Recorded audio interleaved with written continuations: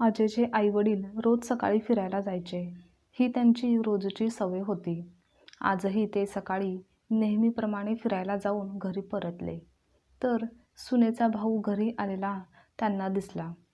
त्यांचे असे अचानक येणे तेही त्यांना माहीत नसल्यामुळे त्यांना ते आवडले नाही.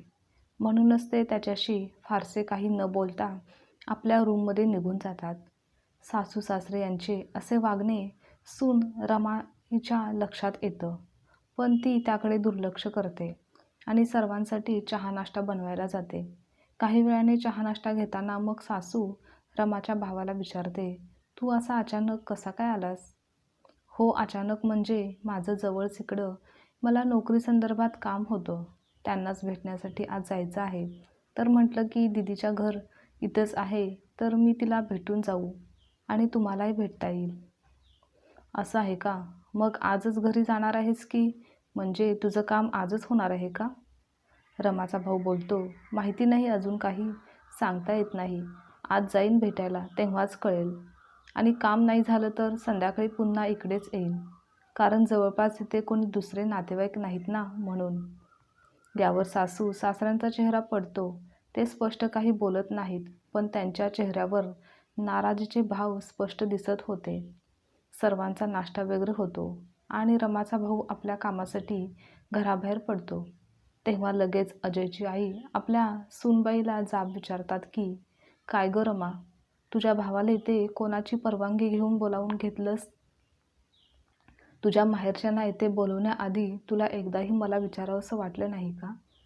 यापुढे एक गोष्ट लक्षात ठेव की कोणालाही घरी बोलावण्याआधी आम्हाला विचारत जा आणि फोन करूनच यायला सांग. पण आई, त्याने अचानक मला रात्री उशिरा फोन केला होता आणि मी तुम्हाला सकाळी सांगणारच होते, पण तुम्ही तर फिरायला गेला होता, त्यामुळे मला सांगता आलं नाही. ठीक आहे, पण यापुढे असं होणार नाही याची काळजी घे. अहो पण आई, तो काही कायमचा इथे राहणार नाही. त्याचे काम झाले की तो निघून जाईल. प्रत्येक वेळी उलट उत्तर द्यायलाच हवं का? आणि सुनबाई, आम्ही कोणाचा ठेका घेतलेला नाही. येऊन तेवढ्यात सासरे लगेच रूममधून बाहेर आले आणि ते म्हणाले की आज न कळवता तो आला होता, मग काय उद्या दुसरे कोणीतरी येईल. अशा प्रकारे न बोलवता आलेल्या पाहुण्यांचा आम्ही काय पाहुणचार करत बसायचं का? आणि जेव्हा ज्यांचं मन होईल तो इकडे निघून येईल. आणि सगळ्यात महत्त्वाचं, तू आम्हाला न विचारता त्याला घरी यायला सांगितलंच कसं काय? हेच कळत नाही. एखाद्या बाहेरच्या व्यक्तीला घरात बोलवताना घरातील मोठ्या माणसांना विचारावं, त्यांची परवानगी घ्यावी, हेही तुला साधं ठाऊक नाही का? बाबा, मी दुसऱ्या कोणाला का बोलू? तो माझा भाऊ होता, म्हणूनच हक्काने त्याला बोलवलं. त्यामध्ये काही चुकलं का माझं?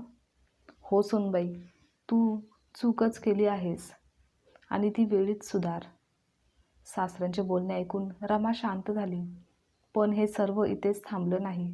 संध्याकाळी जेव्हा अजय ऑफिसमधून घरी आला तेव्हा त्यालासुद्धा असं सांगण्यात आलं की तुझी बायको तुझ्या आईबरोबर कशी वाद घालत होती.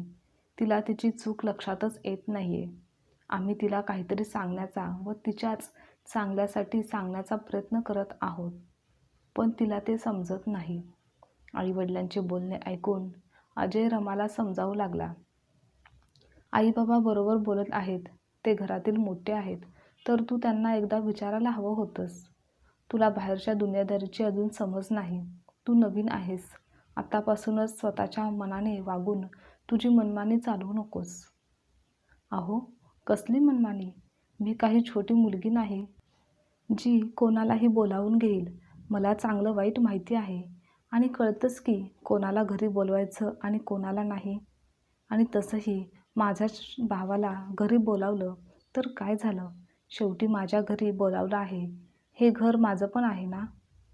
तर मी माझ्या घरात एक छोटासा निर्णयसुद्धा घेऊ शकत नाही का? आणि तसंही असं मी कोणती मोठी चूक केली आहे जे तुम्ही सर्व इतके ताणवत आहात? हे घर जसं तुमचं आहे तसं माझं पण आहे. या घरात कोणाला बोलवण्याचा अधिकार मलासुद्धा आहे.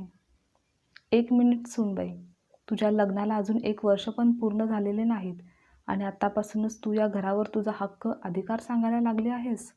पण एक गोष्ट कायम लक्षात ठेव, हे घर माझं आहे माझ्या कष्टाने व माझ्या हिमतीवर मी घेतला आहे. त्यामुळे या घरातील सर्व निर्णयसुद्धा फक्त मीच घेणार. तू आत्ता आली आहेस, मग तुझं काय आहे? आणि तसंही या घरासाठी तू काय केलं आहेस? तुझं काय योगदान आहे? तू स्वतःला आता या घरची मालकीण समजायला निघालीस की काय?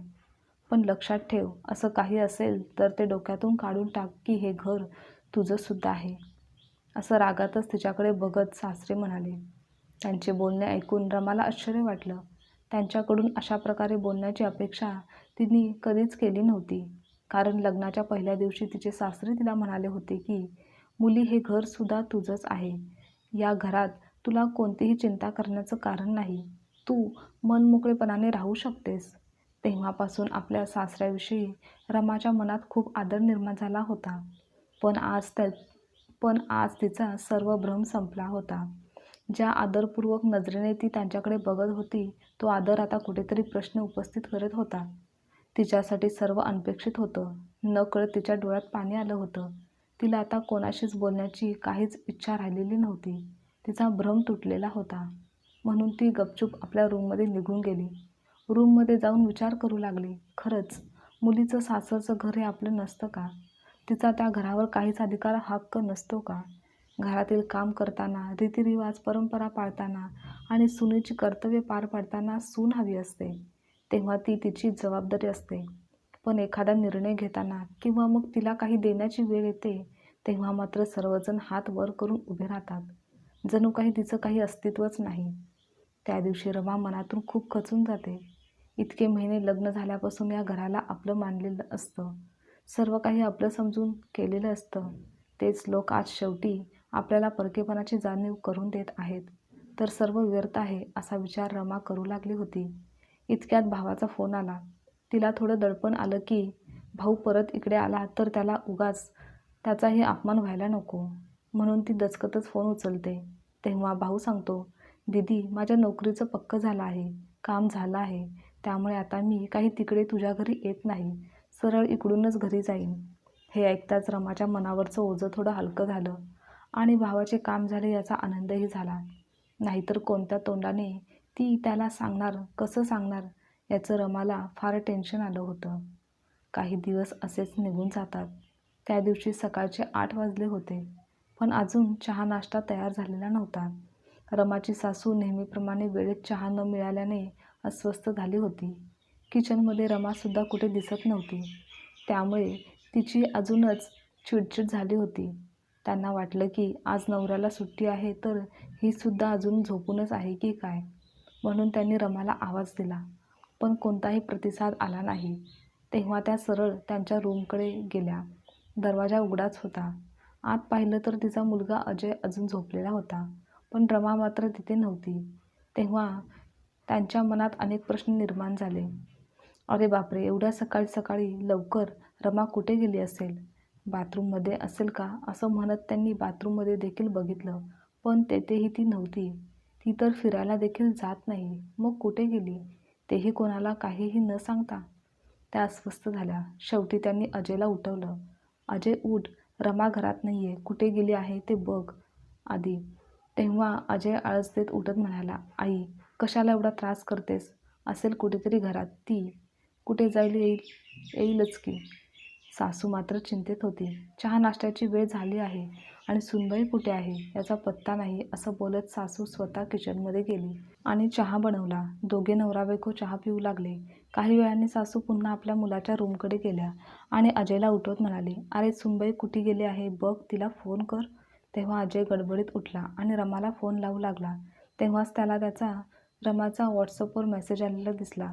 "मी महत्त्वाच्या कामासाठी बाहेर जात आहे. दुपारपर्यंत येईल. तुम्ही झोपला होतात म्हणून तुम्हाला उठवलं नाही. आणि आई आणि बाबा दोघे पण सकाळी फिरायला गेले होते, म्हणून त्यांनासुद्धा सांगितलं नाही. पण तुम्ही काळजी करू नका, मी लवकरच घरी येईन. बघ आई, रमा बाहेर गेली आहे काही कामासाठी. दुपारपर्यंत परत येईल असा मेसेज ती देऊन गेली आहे. तू उगाच काळजी करत आहेस." "ठीक आहे, पण तिला फोन लावून विचार ती कुठे आहे आणि आधीच सांगितलं का नाही?" मग अजयने फोन लावला. तेव्हा ती म्हणाली, "मी आल्यावर सांगते, आता कामात आहे." घरातील सर्वजण विचारात होते की ही नक्की गेली तरी आहे कुठे. दुपारी जेव्हा रमा घरी आली तेव्हा अजयसोबत तिचे सासू सासरे देखील नाराज होते. तिने घरात पाऊल ठेवताच सासू बोलते, काय सुनबाई, तुला याआधीसुद्धा सांगितलं होतं ना की कोणतीही गोष्ट करताना आधी आमची परवानगी घ्यायची म्हणून. तरी तू पुन्हा तुझी मनमानी कारभार करतच आहेस. सकाळ सकाळी कोणालाही न सांगता गेली आहेस. तुला काही मागची काळजी आहे की नाही? आणि या घराविषयी तुझी जबाबदारी कर्तव्य सर्व विसरून गेलीस की काय?